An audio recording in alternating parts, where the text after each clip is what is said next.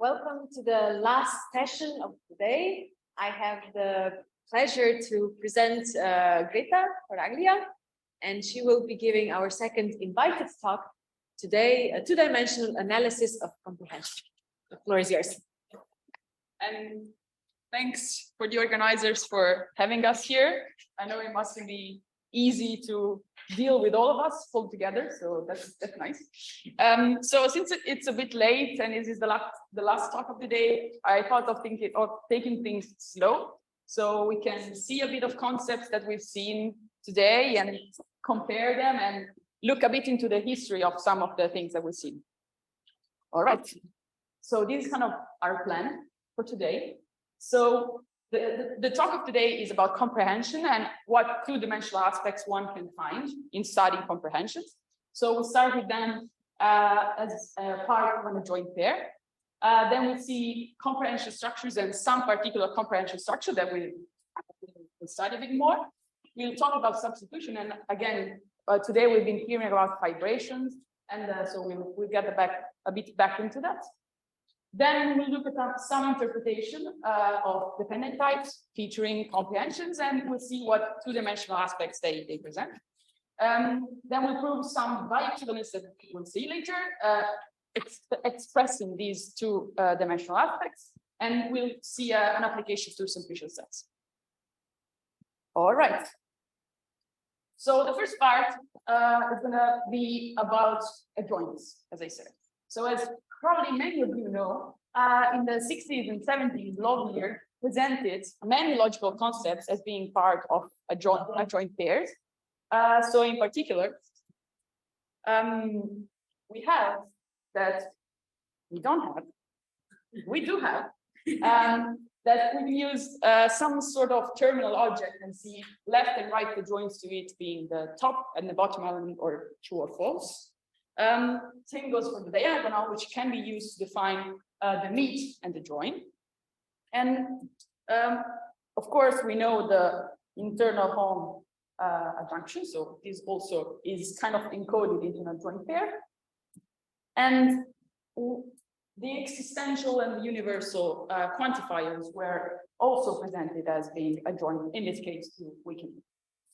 So we can also see comprehension kind of fit into this picture. So there is something of which a comprehension is adjoined to. The language in which Loveyear presented this is the language of doctrines. So we need to see a bit about doctrines first. So the categorical object that is used is that of elementary existential doctrine, meaning you start from a category with finite products and you pick out a product reserved pointer. You can think of our category with products as a category of context, and you want products because you need to face context, or you need to be able to speak of contexts that are built up from smaller contexts. And you want a functor into IMSM lattices in this case, but you can also think posets, and we'll see many different examples of this. And you can think of it image. So, given a context gamma, you can think of the image through P as collecting, in this case, the IMSM lattice of propositions or of predicates on such a context. We'll see a couple of examples.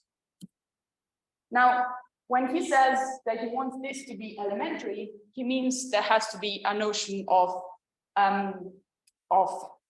say, quality predicate. So what it means is that for each context, you can pick a precise predicate. So into the IMSM lattice of predicates in this product, such that this has a precise kind of formulation, and more importantly, this is a left adjoint to this predicate. So we'll see what happens in some cases. But we need a notion of a logic, meaning we need a doctrine that has, so we need context, we need a way to collect things that are into context, and then we need to have some sort of elementary, some sort of equality kind of property. And then it's existential. So again, we need that for all sigma from theta to gamma, which is now missing, the reindexing has a left adjoint. So let us see what this means in some very simple examples. Probably, yes. Okay, so the working example for this is the Tarski-Lindenbaum doctrine. So you get a first order theory in a given language, and you have a countable set of variables.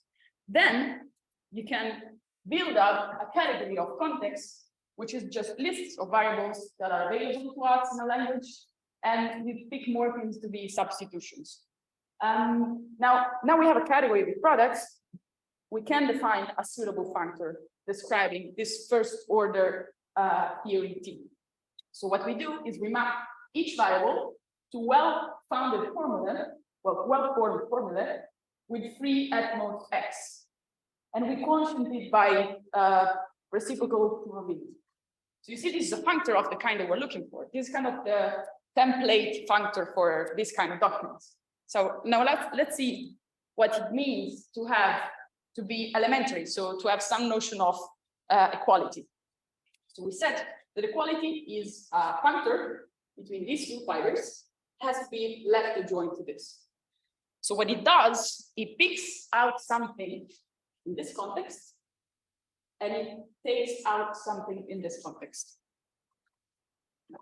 And we know what it does. So it takes out a formula with free y and x, and it picks out a new formula, which is the mean of the OA and kind of these equality predicate delta. Now, the mean to say that this is left adjoint to this projection means that if we have this in the premise, and from this we can derive B, then this is equivalent to saying that we can kill kind of, oh wait, yeah, this is supposed to be another x. So B, Y, X, X. Okay, so this is, as you see, there's not much happening here because you have this kind of a definition of a sort of equality property. And this is left adjoint to something. All right. So let's see the existential. We'll just see on the projection because it's more pertinent to the case, but we'll come back again inside. So what it does, this existential predicate, this existential reindexing picks out something with free y and x and returns something with free x. And to say that this is left adjoint, the projection means to say that if we have an existential in the premise, this is equivalent to saying that we have this given judgment. So we can use adjunction to encode logical concepts, and the tool that we use where these adjunctions live in is that of doctrines. Okay. Now, I'm supposed to talk about comprehension. So what is a comprehension adjunct to?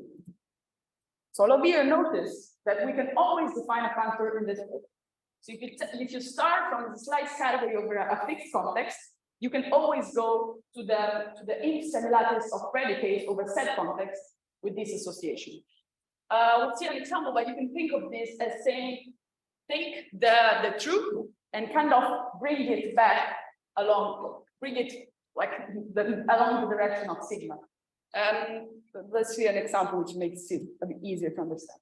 So another example of this is we consider sub-objects. So we start from sets, and you map to each set its sub-objects. Now, what happens to this association when we consider this doctrine? So you start from functions into A, and you associate a subset. This subset is basically the image of the function that we're considering.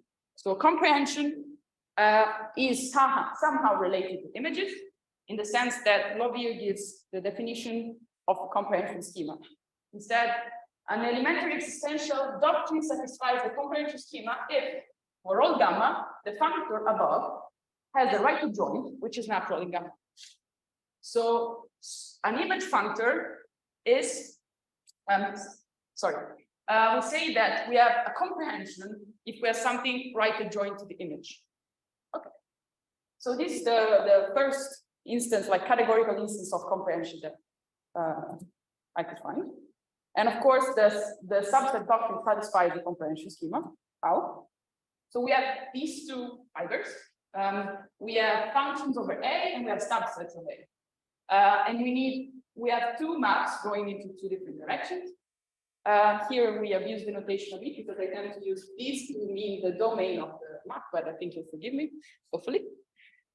So what it means for these to be an adjoint pair, it means that if we start from a given F and a subset R, then we have that the image is included in R if and only if F factorizing to this inclusion, where this is, of course, yes, it's precisely the subset of A where R is 2. So comprehension is strictly connected to the image, and there is something to it, meaning that, we'll see. This is the next slide, actually.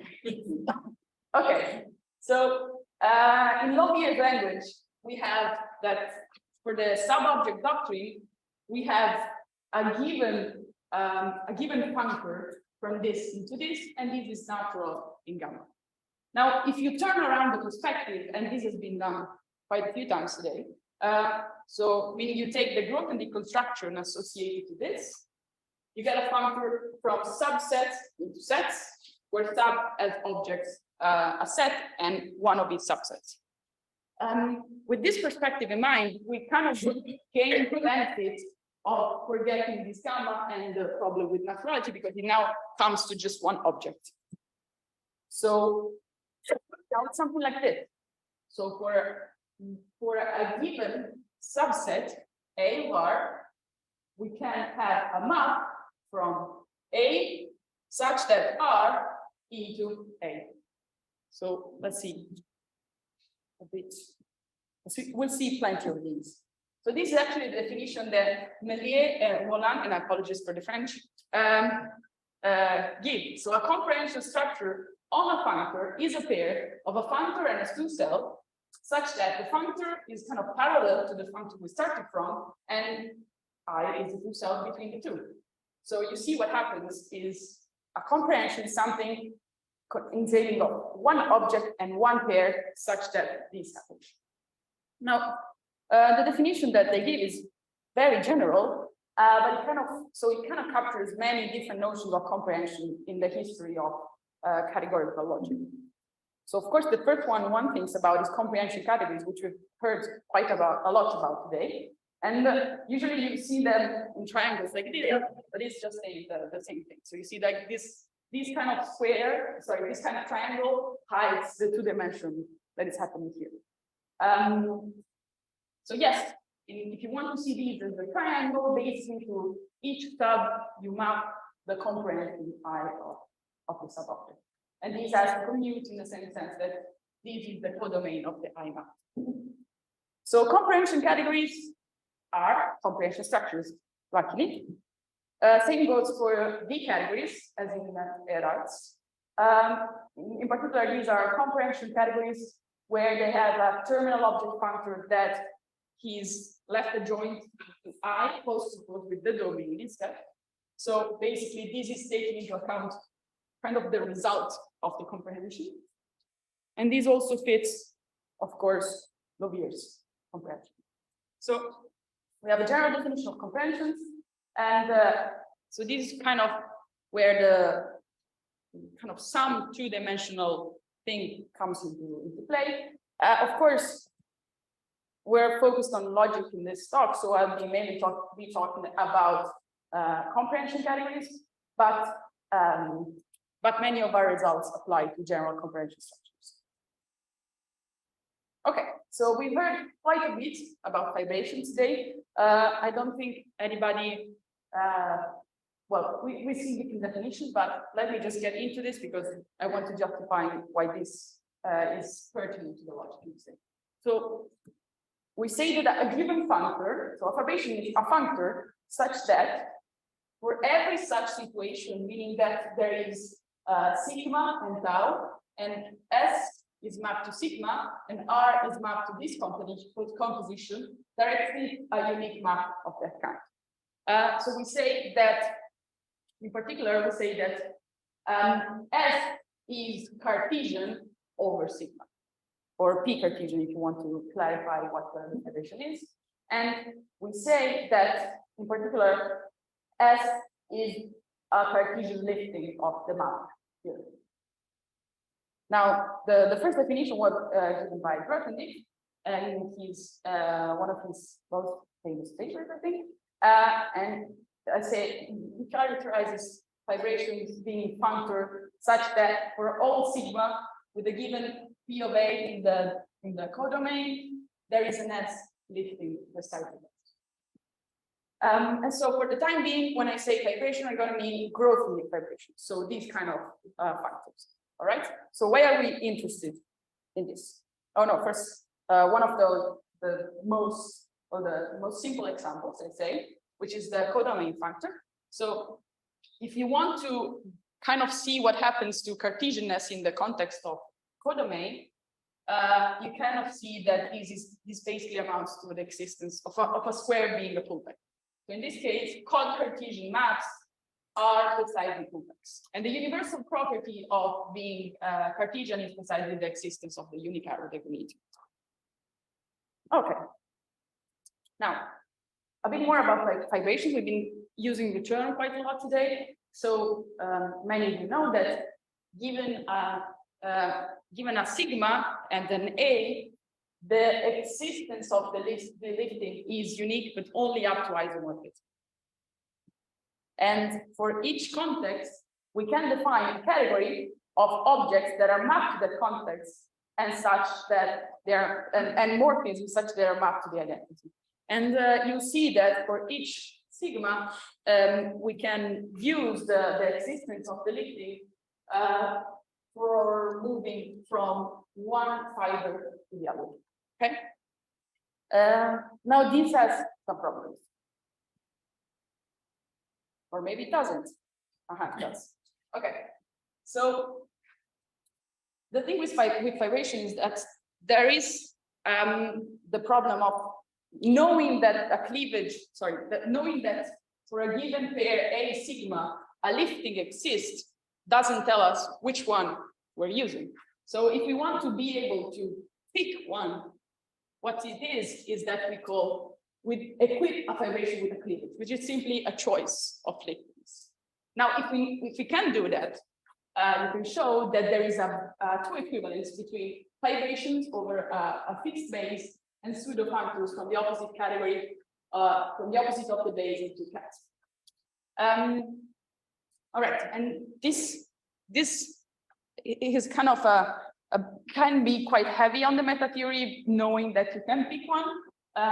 So one thing you can do is you can only consider split vibrations, meaning vibrations where you know how to lift things in a way such that they match correctly with associativity and with the units.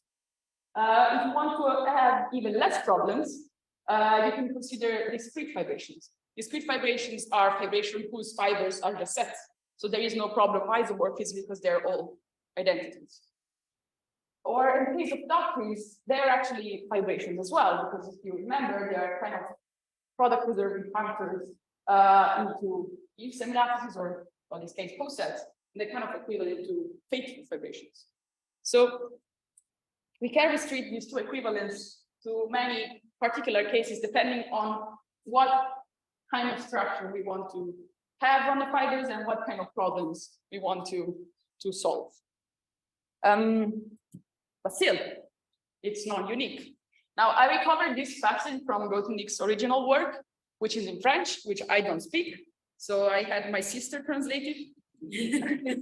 I tried to read it so that people in the back can hear what it says as well. So he writes, of course, it is both often useful to reason directly about fiber categories without using explicit cleavages, without the need in particular to appeal for the simple notion of Cartesian functor, which I haven't told you what it is, but to have interpretation as above. It is to avoid unbearable heaviness and to obtain more intrinsic enunciation that we had to renounce or depart, I think this is my sister who didn't know how to translate, from the notion of split categories, which takes second place with respect to that of fiber categories. It is moreover provable that contrary to the use still prevalent now, it's in the 1960s, so maybe not now, linked to old ways of thinking, it will end up being more convenient for universal problems, not to put the emphasis on a supposed solution chosen once and for all, but to put all solutions on equal footing. You tell me what you think about this after almost 60 years, but I find it interesting that he also had this problem. Like he's saying, yes, I know this is not perfect, but maybe not considering, like not dragging this with us can give some insight of itself. All right, so it is a problem, yes. All right, so let's do some math now. All right. So as I promised, we'll be talking about comprehension categories. So triangles of that kind, or two cells of the kind I was describing before, such that P is a fibration and that I bar, which I'm going to call chi because it's always kind of always denoted like that, preserves Cartesian maps, meaning it takes Cartesian maps, P Cartesian maps to Cartesian maps, so Pullback pairs. So if we have a notion of type theory, again, I mean in the Martin-Lutz sense, we can define a comprehension category. So we define the category of context to be definitional equality equivalence classes of context, meaning lists of contexts and of maps from a given equivalence class to another, if and only if in the context, in the domain, that I is a term of type A of I, given that you substitute all the terms before that. You can do the same to define the total category, which will be the category of types, or definitional equality equivalence classes of typing judgments and of substitution in the sense that you kind of imagine. And the comprehension factor from E to B2 will map a typing judgment into the kind of the comprehension, meaning you basically do nothing to each term in the gamma. All right. So where do we find terms? We need a categorical object representing terms, and I'm sure that many of you know that a solution to that can be thinking of sections. Why? Because if you look at a triangle of this kind, where here you have the identity, and here you have the comprehension, which is basically doing nothing just in a different context, like in a weakened context, then if you ask that this triangle commutes, it means that you have up to n, you basically do nothing. And then to have a map into this direction, you need to give something to the A. This is basically taking terms. So this is a good intuition coming from the syntactic category. So we use this and we generalize this to all comprehension categories. And I'm going to show you today that that makes sense, even if we try to steer away from sections. All right, so as I said, Cartesian map. A Cartesian map is mapped to a Pullback square. So objects, now we give an interpretation for any comprehension category, but we just copy the interpretation from the footprint category again. So objects are context, objects in E are types in context. Of course, if I have a type in context, I can recover its context just using P. The comprehension is the context extension. His domain is the extended context. And the sections are terms of a given type. And of course, pullback is substitution, because we are trying to work very hard to work with fibrations. Okay, so what rules are admissible here? So at least these. We have the variable rule, the substitution rule, and the kind of a weakening rule for J being any kind of these for judgments, and the rules for definitional equality. Of course, I refer to Hoffman for comprehensive list. Now, this also brings us to, these two brings us to the problem of the uniqueness of the Cartesian rule. Because the uniqueness of this lifting translates to the uniqueness of this pullback square. So many times when you see categorical models of dependent types, you see that you have this square, there is a choice for this pullback. And this amounts to the setting to having a choice for this Cartesian limit. So I might write just to, for readability purposes, I might write B as alpha sigma, A sigma, but this is again the problem with the choice.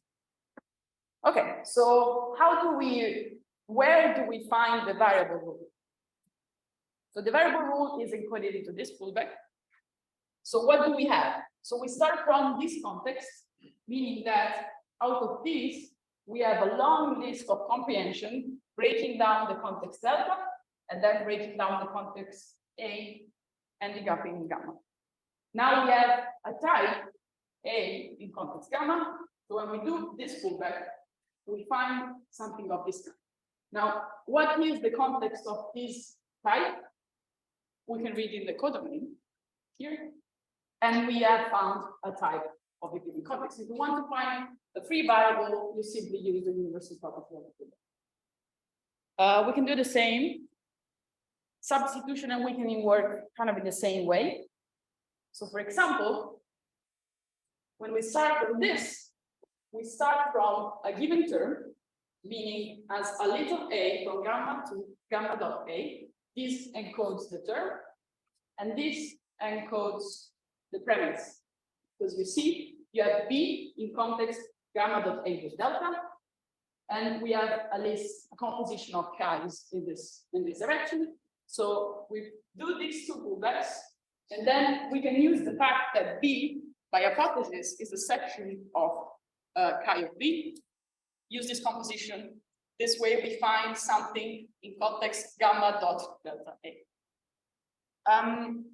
So this model admits substitution, admits variable rule, also admits weakening in a similar way. So you kind of see that these two are somehow dual to one another. So yes, so we have all these rules, and they're kind of deeply encoded into the comprehension category structure. Definition that kind of maybe instead of hiding the structure, kind of makes the structure more apparent, is that of categories with families, which Elizabeth was telling you about a while back. So I guess you know the definition of categories with families. In that we can think of these as pointers, a pointer from B of into fact. You see that also these fits are a setting of vibration-like structures. Now, in the work of many people, these has been studied to be equivalent with comprehension categories with the discrete type vibration. So these are kind of three different presentations of the same concept. So in this way, we reformulate the notion of categories with families. This is the comprehension category that we've been talking about. In the middle, you see how these natural models, which is kind of the middle ground between the two, and in particular defines natural models to be a pair of discrete vibrations, a pointer between the two making the triangle commute, and this has a right measurement. Now the thing is that it kind of makes sense, and you kind of see that these three concepts are all very much related. What we want to do is we want to extend this result to a bioequivalence involving more than just discrete vibrations. This is interesting for at least two reasons. So the first one is that we're not only focusing on discrete vibrations, we're working on all broken vibrations, so that we can syntactically talk about theories where the fiber is more than just a set. For example, these can be useful if you want to try to model something of the kind of subtyping. And the other thing we're doing is that we're working now in dimension 2. So we're proving a bioequivalence. And with this, I'm going to show you that we can learn a lesson from the theory of doctrines to try to do more stuff. Okay, so let's try to prove this by equivalence. First, we need to generalize the notion of categories with families or of natural models.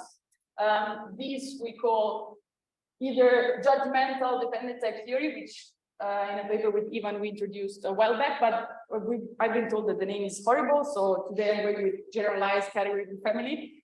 Oh, sorry, Ivan. So a generalized category with families is the data of two fibrations, no acting of that of it to be discrete. A functor, a Cartesian functor from one to the other, meaning just that it preserves the Cartesian maps, such that this has a right adjoint, and the units and the co-units have to be Cartesian, meaning they have to have Cartesian components. So much like Audi's model, you see that there's really nothing more happening in the interpretation, except now that fibers are not only sets, but they're full categories. So for example, so in this setting, we have that this fibration is the one kind of typing the types. This one is typing the terms, and to a given term in a context, you can always recover its type computing sigma. And the interesting part is actually what the delta function is. So if you see that these commutes, it means that if you have a term in a given context, then its type is in the same context, which is nice. And in the other way around, there's something different, because in a given type over a context gamma, we need to find a term now in the extended type. So you see that the other triangle doesn't commute, because we start here with gamma and we end up with gamma dot A. Okay. So kind of nice what it does. And we can show that the comprehension categories induces generalized category family and vice versa. So one direction is quite easy. We simply take types to be types, and we map the image to the U into basically the context comprehension. So this is the co-unit of the adjunction. Now, if you try to go the other way around, it's a bit trickier. So you start with a comprehension category, and the generalized categories with category with families that you get is this one. So again, the types are still the types, and the object, the category collecting terms, is that of sections. So it's easy to see what these should be, because we said the term is a section, everything is fine. The problem, not the problem, but the thing is that when you try to write the correct right adjoint, you need to do a bit of work. So you need to kind of compute the kernel pair of a map, and then use the universe property a bunch. Now, I have a question for you. So I know that you're still paying attention. Yeah. So does this ring any bells? So these kind of constructor.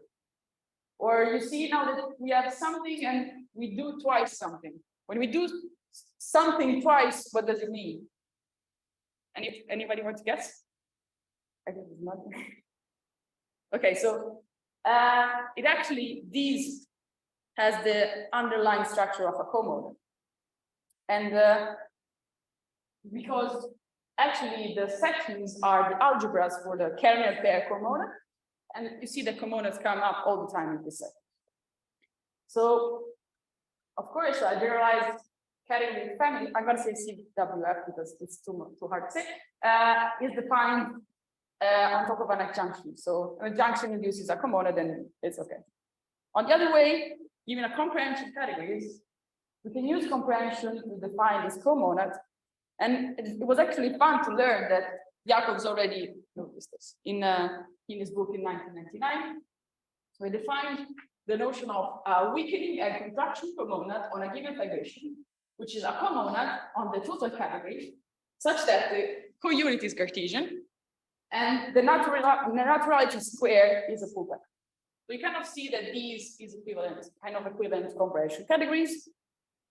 Why is it called a weakening and contraction comonad? Well, the action of the comonad is the one computing the context extension.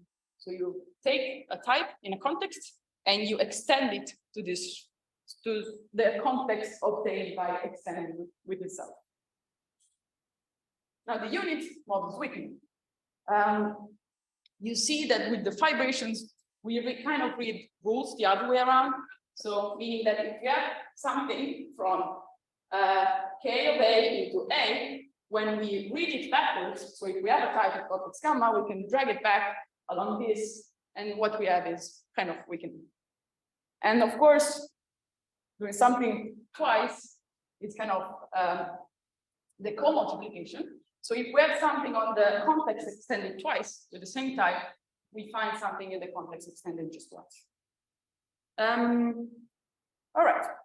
So now this makes this helpful for us because we have fibrations, and fibrations have the structure of a two category, and comonads. And comonads have the structure of two category. So we just need to mix the two. So we can prove that actually the comonad adjunction can be lifted to this square computing, dealing with weakening and contraction comonad and generalized CBUs. So down here, this is the square basically telling that a comonad, this is an adjunction, this is a comonad, and these are adjoint in this way.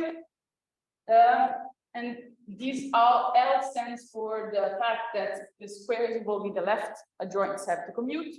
And here you just write lose because they laxly commute. I'm sorry that I say lose and not lax, but we use lax for fibration. So when you need to mix the two, you need two different notions. Okay, so we can show that this square of two categories can be lifted to the corresponding ones. So up here we have generalized CWFs and weakening and contraction components, and these are equivalent comprehension categories. And it's kind of strange that after here we only have like these to be an adjoint pair, and this becomes an equivalence when you get to the loose case. But all of these commutes, and it means we have a canonical two-dimensional way to compare comprehension categories, which are weakening and contraction components, which are generalized CWFs. Now, what do we do with this? Oh yes, maybe you want to know that we are considering the two categories of comonads, meaning that of comonads, of distributive laws compatible with whatever, and with two cells of that kind. So when we try to describe what it is, the two-dimensional structure of weakening and contraction comonads, you pick comonads and fibration, such that a morphism is a morphism of comonads and of fibrations, and the two cells in a similar way. All right. So this is where we are. So you see, this is telling us that even if sections kind of make sense in the syntactic comprehension category, there's really no escaping them. Meaning that if you try to put terms into a different category, kind of different entities, you get back to sections. And these are all two equivalents.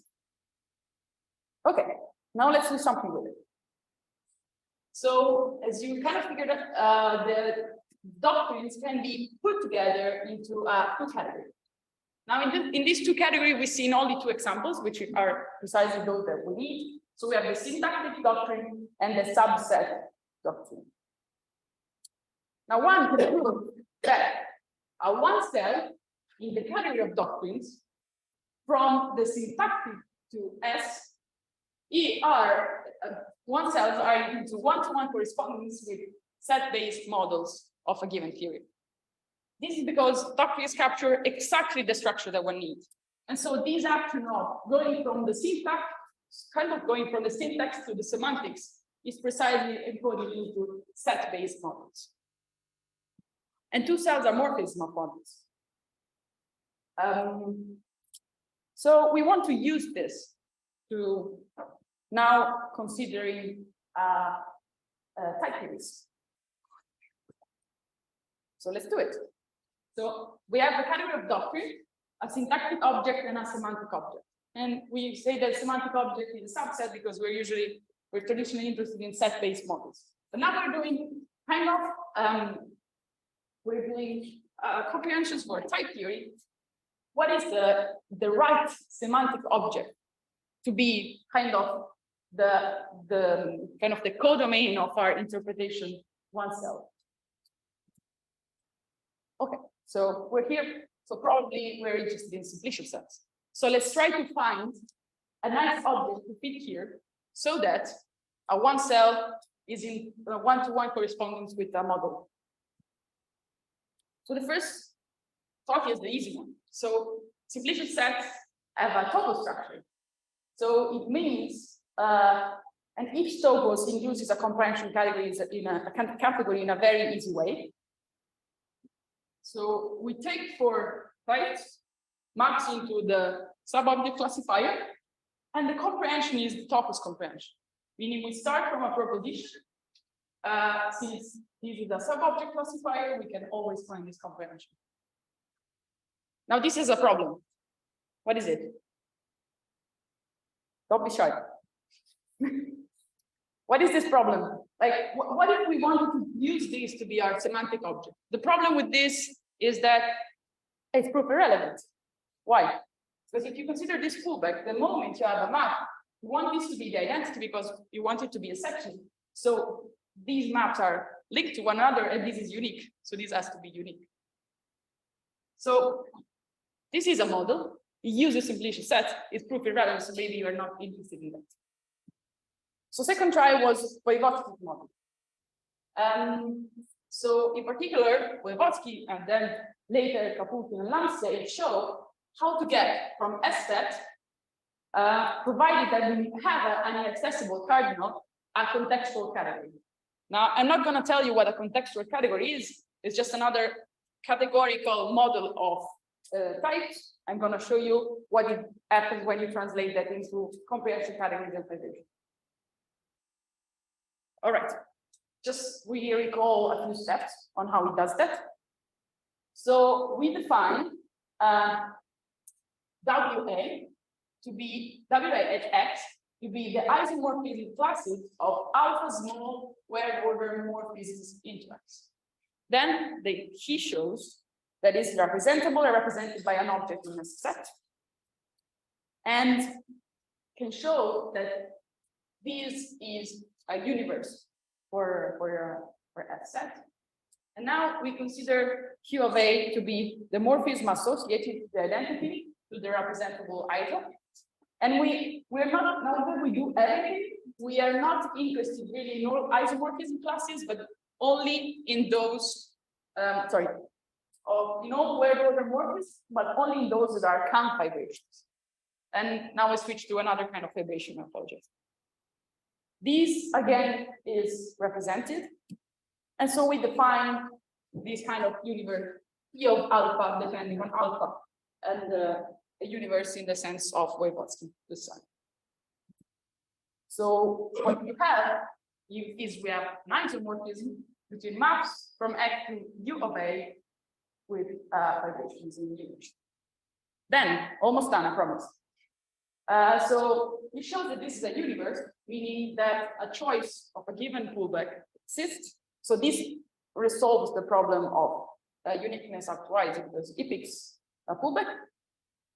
And now we can construct a comprehension category associated to the category that contextual category that he describes. And this is going to be split now because we don't have any problem with the choice. So this is the category. So we have the category of context being lists of morphism into S set such that they are kind of concatenated in a way. I mean, in a precise way involving this.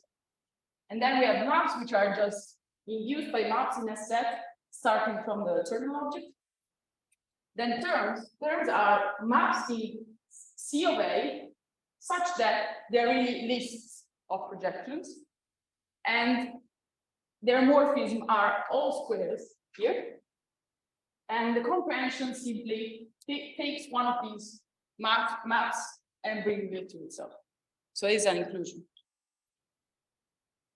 Now, for each inaccessible alpha, there is a one cell into concat split from chi, the syntactic one, into this chi of alpha, which is not surprising. They model the C of alpha is a contextual category, so it makes sense that we can map the syntax to the semantics. But why not use half vibration directly?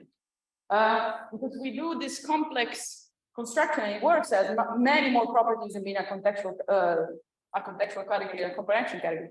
But what happens if we only use half vibrations? Because half vibration we use a comprehension category simply by including them into SF2. And this is non-split though. So our problem comes again. And we can show actually for each alpha inaccessible, there is a one cell from chi of alpha into chi of complexes. Configuration, sorry. And these are both full. So, and I'm about to conclude because I don't have the answer. So, what is supposed to be the right semantic object? Because we can always move from the syntactic one into the count one and in factors. And this happens for each alpha, and they are compatible in a way such that the triangles commute. But is chi k the semantic object for marking the type theory?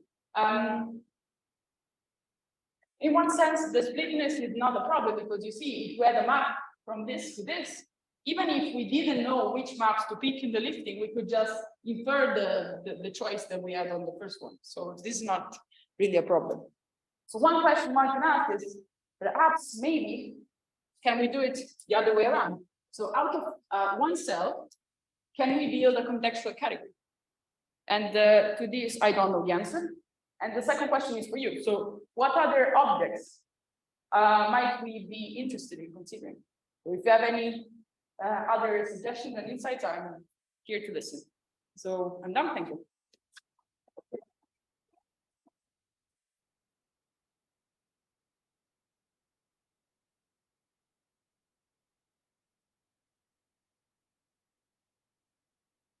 Questions, comments?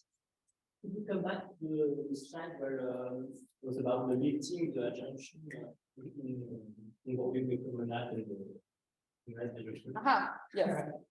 The monster. Yeah, exactly. So basically, my understanding here is, for instance, when you write C and D to a category of promenades, so when you promenades inside the involving categories, so if one category is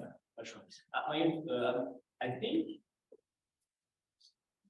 that there is also a different way to think about it and have like a co-classifying object for those, for instance, promenades. You have the two category promenades, and the promenades are precisely coming back as the functions from promenade into in this case, the category of one categories. And I was wondering whether there was a lifting of this adjunction in terms of purely of this co-classified object, because this would allow to develop the category work for doing not only at the level of one categories, but possibly for infinity categories. I don't know the answer to that, but there is a very good point. We can. I'd love to discuss this some more because I don't have the answer for you yet.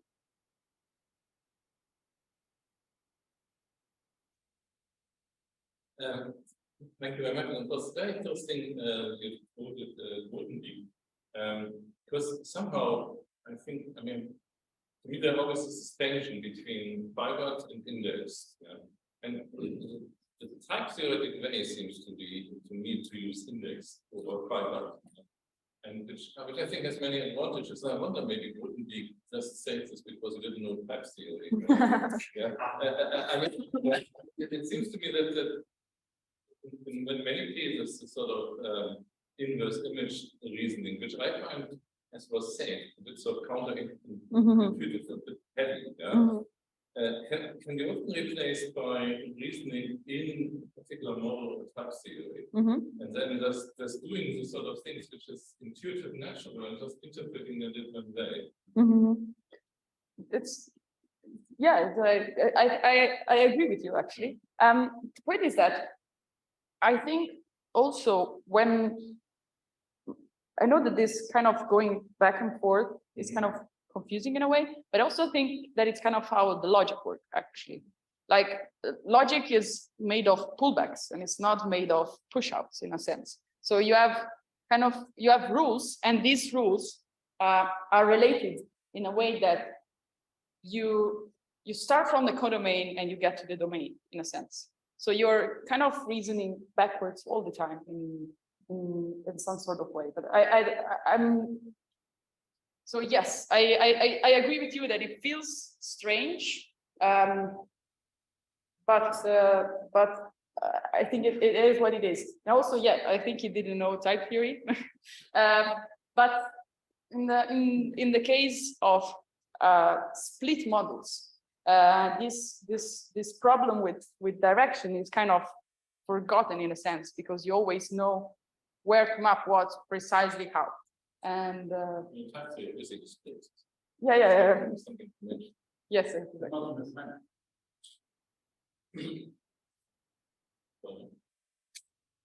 Well, I mean, is that regarding the mathematics environment? You get non-split array. No, Oh, internally. no, totally externally. So, I mean, I think Yeah, okay. it's more immediately. Yeah, no, that's perfectly fine. But I mean, if you want to compare it with structures arising in other areas of mathematics, then We accommodate. yeah, this is one way to compare it. Translate them to the language perspective. The other language, the other way is the other comparison. I'm not sure if one is more correct than the other. It's just one like in the other one.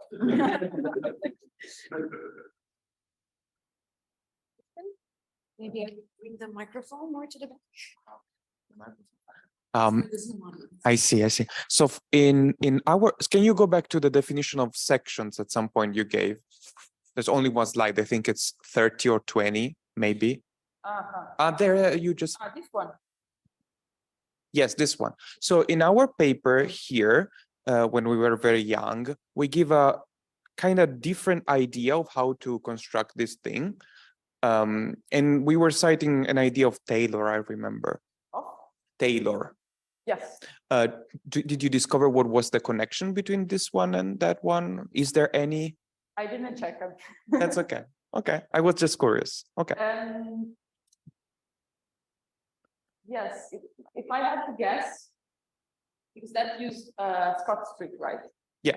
So I guess the problem with that was that we seems to me that in that way you get not only sections but too many sections. So I see. You get sections of even of composed comprehensions, and here you have just one, the level one.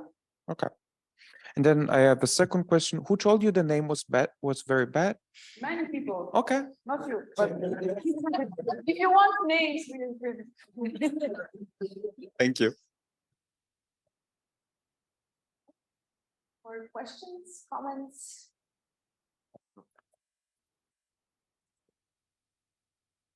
Is this the front of the microphone? I don't know. Oh, Okay, it's for the Zoom audience. okay, yeah.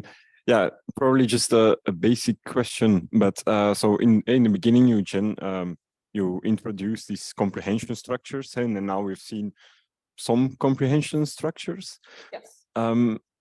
Yeah, is there like, I mean, these different things, are they also, I don't know, like equivalent as comprehension structures, or what is like the, let's say, this full generality?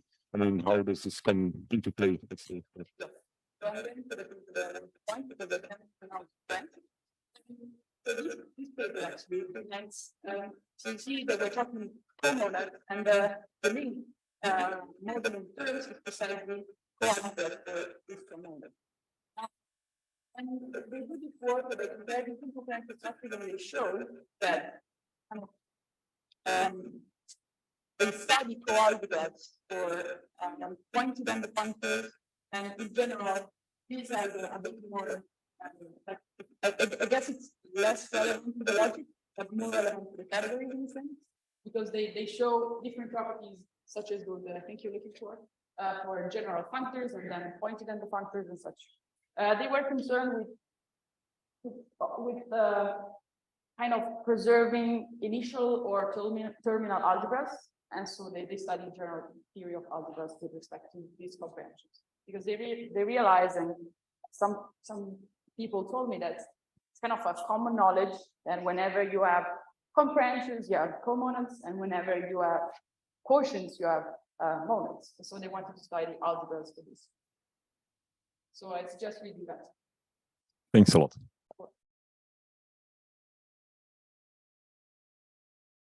Any other questions? No, so let's thank the speaker again.